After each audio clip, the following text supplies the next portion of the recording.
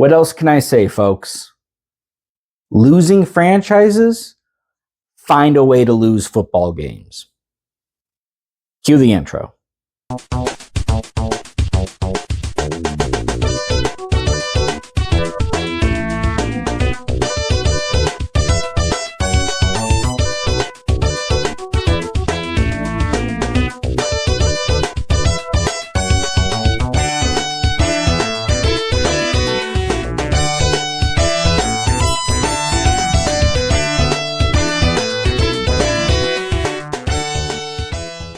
What is going on, you guys? This is the Cubone here. As always, I am wearing teal and black like a Duval cat because I am here to talk about, unfortunately, the Jacksonville Jaguars. I am joined by my co-hosts, Trico and Slandit. Trico, how are you tonight?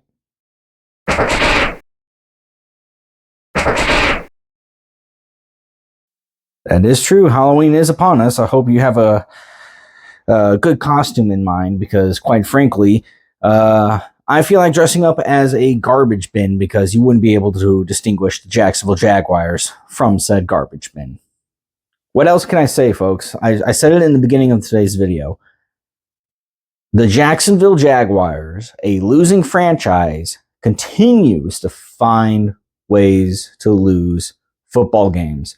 And it's a shame because I'm looking at some of these stats right here. You know, Trevor Lawrence, yes, he had that really bad interception early in the game. Yes, he fumbled early in the game where they were at their 5 or 10 yard line when he fumbled the football. But looking at the other stats, you know, he went from 21 for 32. That's about 65 completion percentage. He had 308 yards, 2 touchdowns, and he also had a rushing touchdown. So 3 touchdowns in total in this game. Also, Tank Bigsby had about 18 carries for 78 yards. That's over 4 yards per carry on average. And, you know, it sucks so much because the Jaguars were down 27-17 at one point. It felt like they were just dead in the water. You know, there was about like 6 minutes or so left in the game, Trico. And some way, somehow, you know, no Gabe Davis. Not really like he matters. He hasn't performed very well this year. But either way, no Gabe Davis. They lost Brian Thomas Jr. after he caught that touchdown pass. Christian Kirk got injured in this game, and it looks pretty bad. I heard reports say that his arm is in a sling.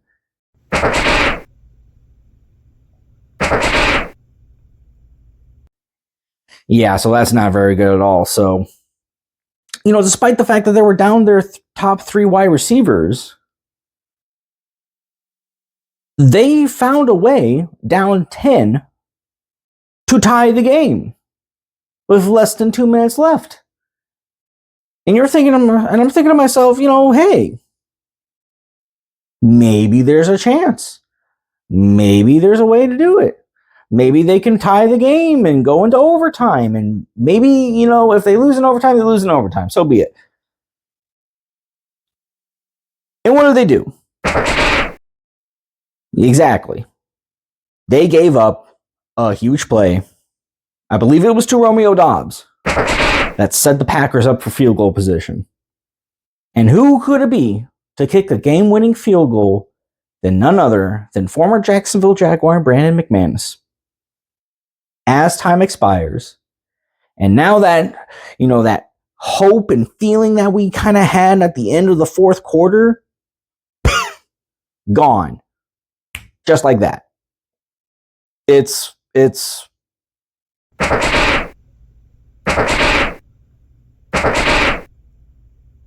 this point, I'm waiting for the season to be over just so that we can, hopefully, I'm crossing my fingers when I say this because I have doubts that this is actually going to happen, but I'm hoping that Shad Khan finally just cleans house. I've been saying this, I feel like, for weeks now, that they need to move on from both Doug Peterson and Trent Baalke. Is it going to happen? I don't know. But, man, just every week, there's something fishy about this team that just makes me say, nope, I'm not buying into it. Even last week. You know, I didn't make a video last week about I apologize, Trico. We didn't make a video last week. But we didn't make a video last week about the New England Patriots game in London. You know why? Because, well, whoop-de-doo, you got a win against arguably the worst team in all of football, at least from a roster standpoint. Okay, whoop-de-freaking-do. And you were down 10-0 in that game, too, to start the game off.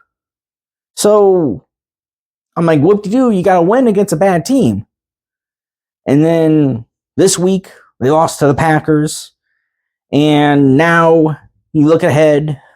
Next week, they got to go to the Eagles, who they just won. Then they got to come back to Jacksonville to play against the Vikings.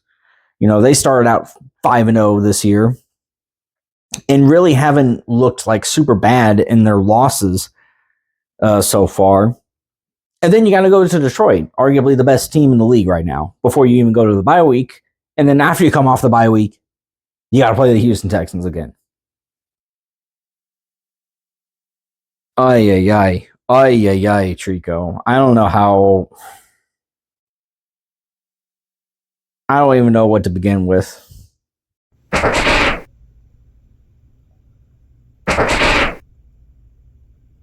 Oh, Mizzou got shut out by Alabama. Don't bring that up, please. All right, let's just move on to Salandon's segment of the show, where he talks about the other teams in the AFC South and how they performed this week in the NFL. Salandon, take it away. Salandon, what are you doing with my sunglasses?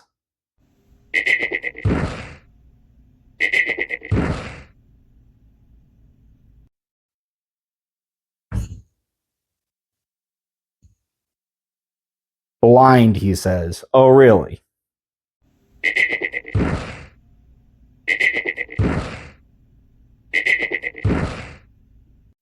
Oh, come on. How bad could it really be?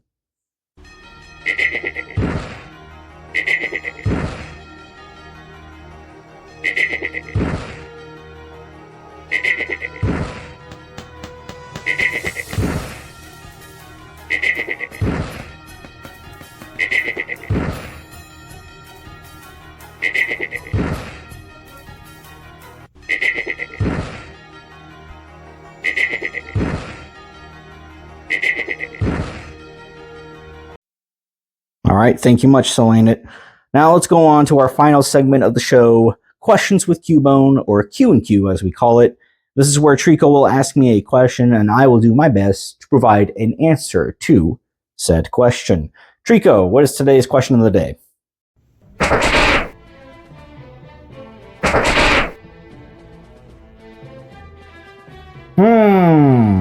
That's a good question. Well, now that we're 2-6, it's more than likely we're going to start trading away some players to get some draft picks. I doubt Christian Kirk's going to get traded now. That was someone that a lot of people thought could get traded. Obviously for injury reasons.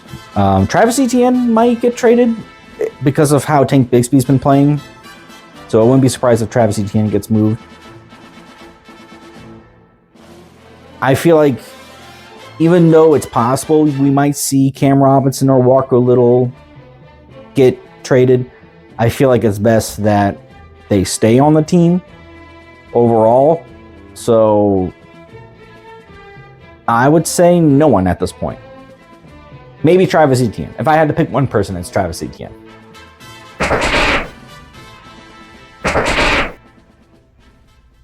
All right, folks. That is it for today's episode of the Cubone Football Show. Thank you all for watching, and we'll see you guys next time.